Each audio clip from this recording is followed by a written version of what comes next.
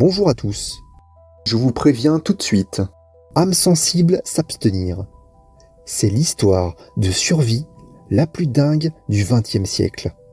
C'est l'histoire du vol 571 de la Cordillère des Andes.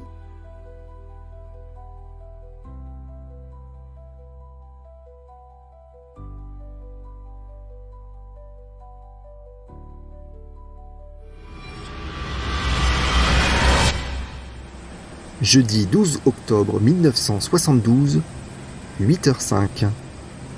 Regardez-les. Ils sont beaux, ils sont jeunes, ils ont la vie devant eux. Ils s'appellent les Old Christians. C'est une équipe de rugby universitaire. Ce sont des gamins de bonne famille, catholiques, bien élevés. Ils ont grandi chez les frères, ils ont la foi chevillée au corps, et croyez-moi, là-haut, ils vont en avoir besoin. Dans ce Fairchild, ils sont 45. Pour remplir l'avion, on a emmené les copains, les cousins. C'est la colo, c'est les vacances. Dans le groupe, il y a la star, Panchito Abal, 21 ans. Il occupe déjà un poste clé dans l'industrie du tabac familial. C'est le playboy. Il est riche, beau gosse, c'est lui qui met l'ambiance. Et là, il ne pense qu'à une chose, s'éclater. À côté de lui, son meilleur pote, Nando Parado, 22 ans, étudiant en génie mécanique. Alors lui, c'est l'opposé. Un grand timide, très famille. Il a d'ailleurs emmené sa mère Eugénia et sa petite sœur Suzy. Alors que l'avion décolle, Panchito le playboy donne un coup de coude à Nando le timide. Hé Nando, prépare-toi, ce soir c'est la fête. Dès qu'on arrive à Santiago, on sort draguer les filles. À cet âge-là, c'est ça qu'ils ont en tête. Le rugby, les filles et la fête. L'insouciance de la jeunesse. Mais ils ne savent pas que pour beaucoup d'entre eux, ce sont leurs dernières minutes de vie. Vendredi 13 octobre, 14h18. La météo était mauvaise. Alors, après une escale forcée en Argentine, le lendemain, ils repartent. Mais regardez la date. Vendredi 13. L'équipe des Old Christians est catholique. Le vendredi, c'est la mort du Christ. Le 13, c'est la scène, le repas du traître. Ça devrait les inquiéter. Pourtant, sur le tarmac, ça rigole. À 14h18, ils décollent. Ils ignorent que ce vendredi 13 qui porte la poisse tiendra toutes ses promesses. Il est 15h10. Dans le cockpit, le commandant Julio Ferradas est fatigué. Il laisse le manche à son copilote Dante Lagurara. Dehors, le ciel bleu a disparu. Ils entrent dans ce que les pilotes appellent la crasse. Un mur blanc, compact, impénétrable. C'est le redoutable white-out, le cauchemar de tout aviateur. Plus d'horizon, plus de haut, plus de bas. Ils volent à l'aveugle à 400 km/h. Et dans un avion, quand on ne peut plus voler à vue, on vole aux instruments. Lagurara regarde ses cadrans. Il sourit. Il est persuadé d'avoir passé les montagnes. Il attrape sa radio. Santiago contrôle, ici le vol 571. On a passé Puruco. On amorce la descente vers l'aéroport. Je répète, on descend. Mais c'est faux, c'est une illusion. Il ne descend pas vers l'aéroport. Il fonce droit dans le cœur de la Cordillère des Andes. 15h25. Quand les premières turbulences arrivent, n'importe qui aurait la boule au ventre. N'importe qui s'agripperait aux accoudoirs. Mais pas eux. Ah non, pas eux. Pour les Old Christians, c'est le parc d'attractions. L'avion fait une chute de 100 mètres, ils lèvent les bras. L'avion remonte brutalement, ils applaudissent. À chaque trou d'air, toute l'équipe hurle en chœur. Olé! Olé! Ils rigolent, ils se moquent du danger. Jusqu'au moment où le pilote remet les gaz à fond. Et que le dernier olé reste coincé dans leur gorge. 15h34. À l'arrière, un passager regarde par le hublot et se fige. Hé, les montagnes, pourquoi elles sont si près? Soudain, le rideau blanc se déchire. Et là, ce n'est pas le ciel, c'est la roche tout autour. L'Agurara ne réfléchit plus. L'adrénaline prend les commandes. Il hurle à s'en déchirer la gorge. Poulet remonte, putain, poulet remonte! Il tire sur le manche comme un damné, mais c'est trop tard. L'aile droite percute un sommet. Arrachée net. Elle part en arrière et vient faucher la queue de l'appareil. 5 passagers sont aspirés dans le vide. Pour eux, c'est terminé. L'aile gauche tape un rocher. Arrachée elle aussi. Il ne reste plus rien, juste le fuselage. Un tube de métal à pleine vitesse. Et là, le miracle se produit. Au lieu d'exploser contre la paroi, le fuselage retombe sur une pente de neige, exactement dans le même axe. Il ne s'écrase pas, il glisse. Il devient une luge de 5 tonnes et il dévale la pente à 350 km/h. Puis il finit par percuter un banc de neige et l'arrêt est instantané.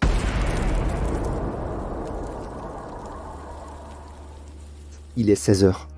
C'est le chaos total. Nando Parado, il ne se réveille pas tout de suite. Non, il est dans le brouillard, dans les limbes. Le choc à la tête a été violent, très violent.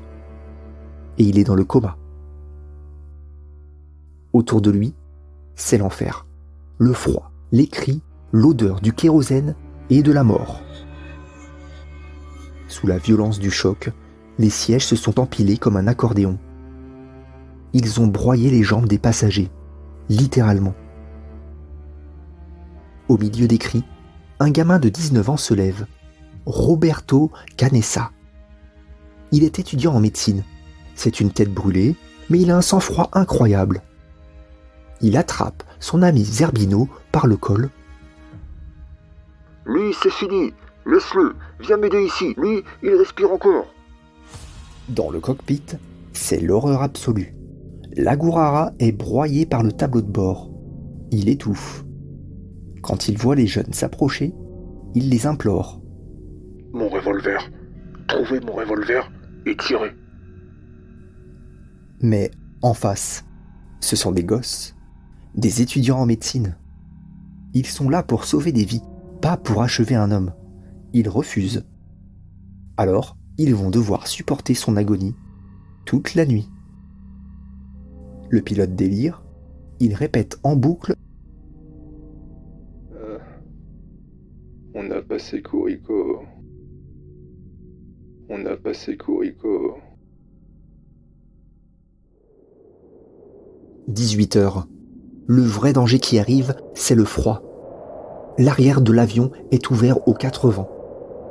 Dehors, il fait déjà moins 30 degrés. Ils sont en chemisette. S'ils restent comme ça, ils gèlent sur place.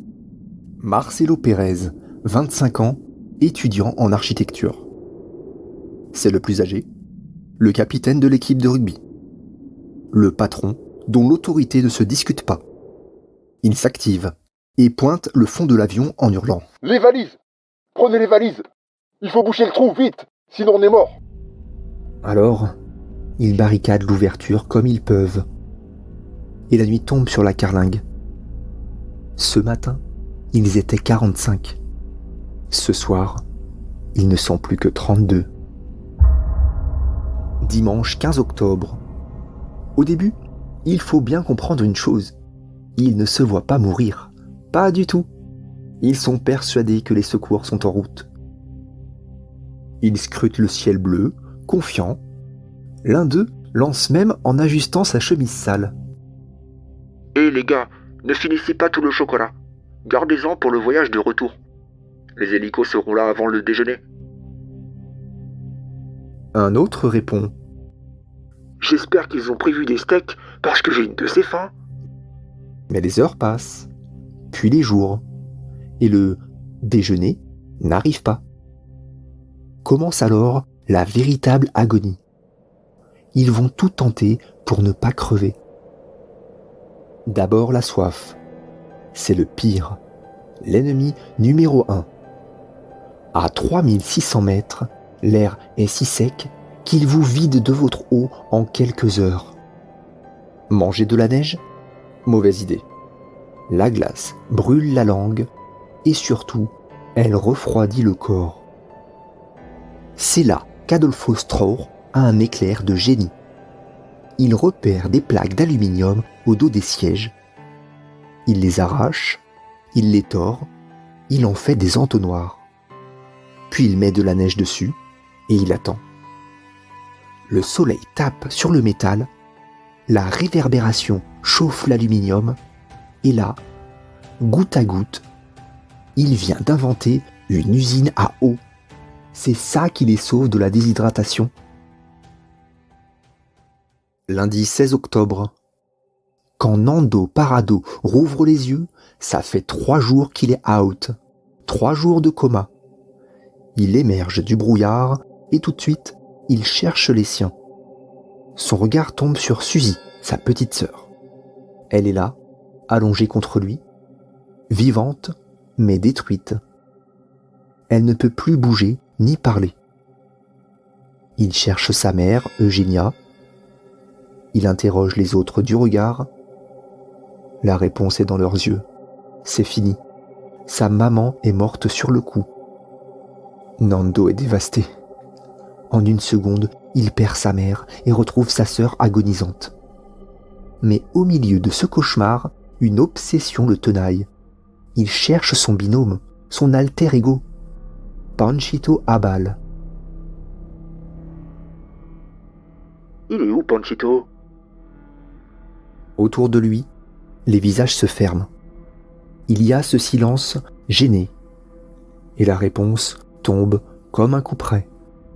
Nando, Panchito, il est mort. Et on lui raconte l'horreur. Panchito n'est pas mort sur le coup, non. La première nuit, pendant que Nando sombrait dans le coma, Panchito était juste à côté. Il souffrait. Dans le noir, dans le froid glacial, il a passé la nuit à l'appeler. Il hurlait son nom, mais Nando n'a rien entendu. Il dormait de ce sommeil de plomb. Quand il apprend ça, quelque chose se brise définitivement en lui. Sa mère est partie, sa sœur se meurt, et son meilleur ami est mort juste à côté en l'appelant au secours, et il n'a pas bougé.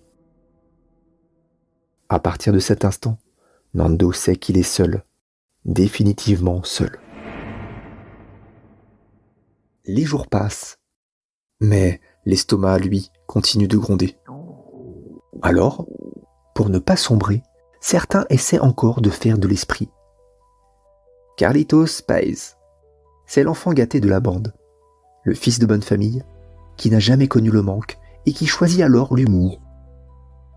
Il regarde sa montre, ironique, et lance à la cantonade. Dites donc, le service d'étage laisse vraiment à désirer dans cet hôtel. Je vais mettre une sale note sur le guide touristique. Mais très vite, les rires s'étranglent. Parce qu'il n'y a vraiment plus rien. Pas une miette. Et c'est là que la folie s'installe.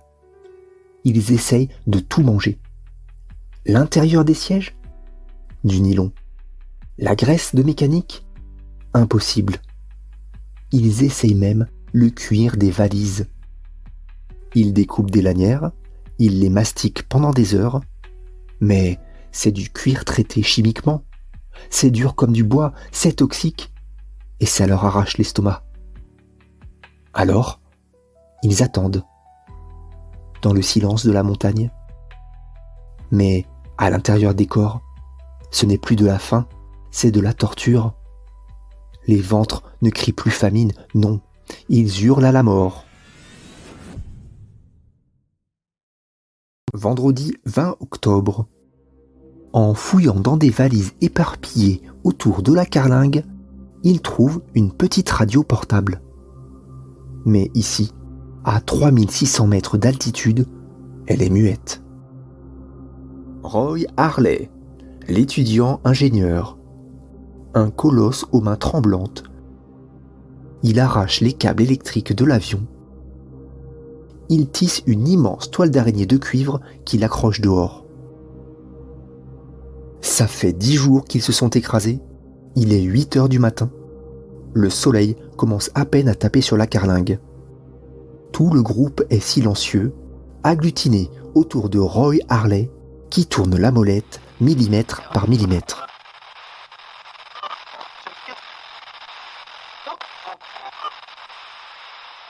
Et soudain, le souffle s'arrête. Une voix perce. Ici Radio Santiago, il est 8 heures, voici l'essentiel de l'actualité. Il n'y a plus d'espoir de retrouver des survivants après le crash du vol 571. 10 jours après, les experts estiment qu'il n'y a plus aucune chance de survie dans ces conditions climatiques. Les autorités ont pris la décision de suspendre définitivement les recherches.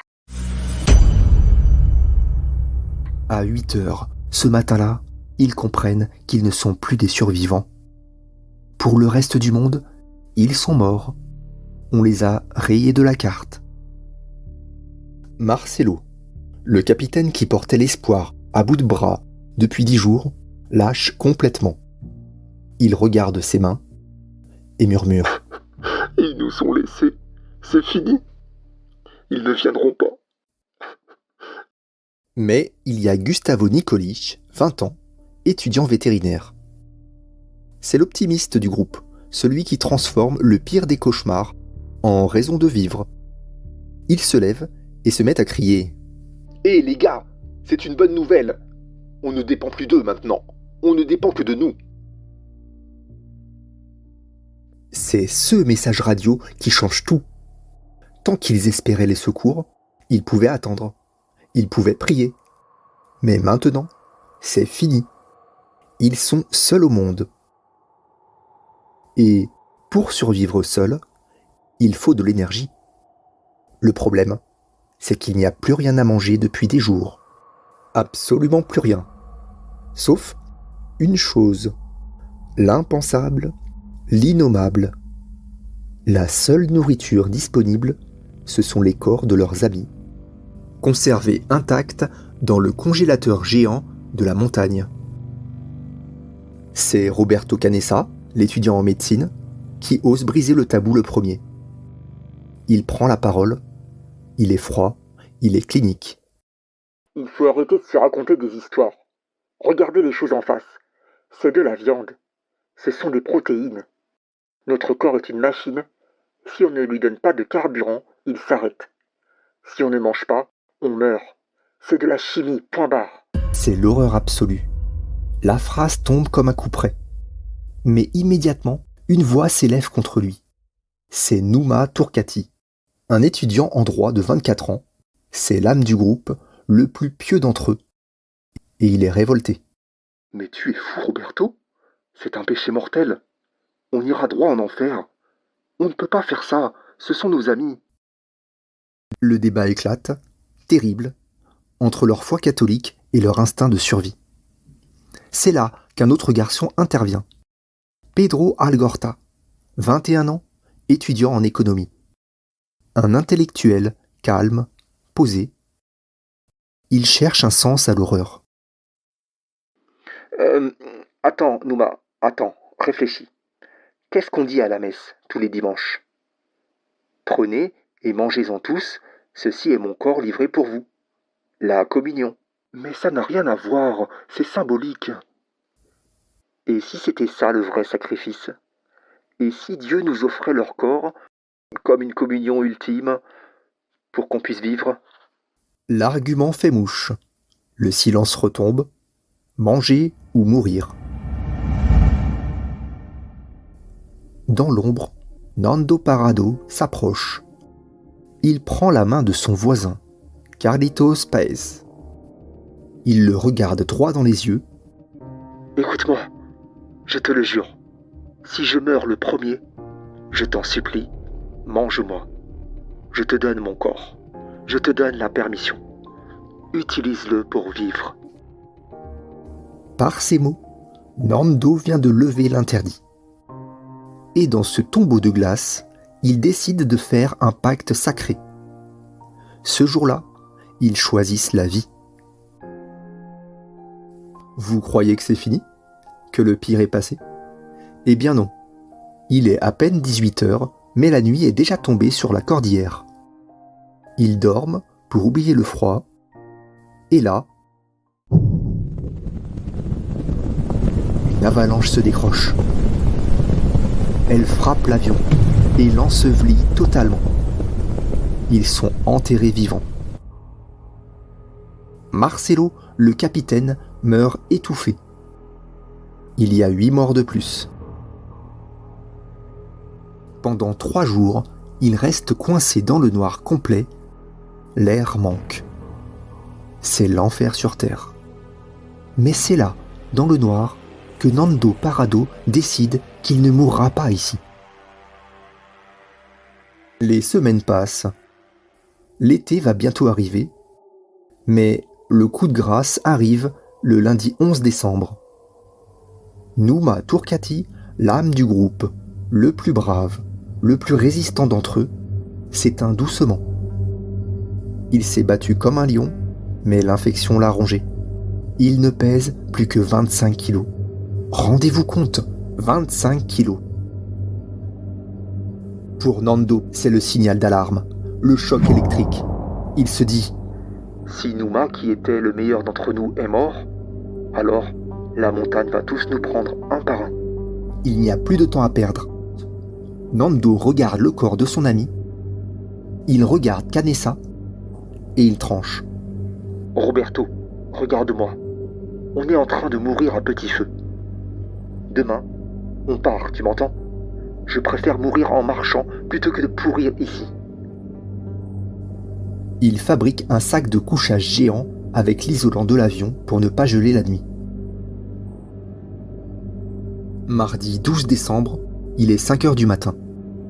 C'est le grand saut. Ils partent. Vers l'ouest, droit vers le mur de glace. Ils vont grimper pendant 3 jours en chaussures de rugby, sans piolet.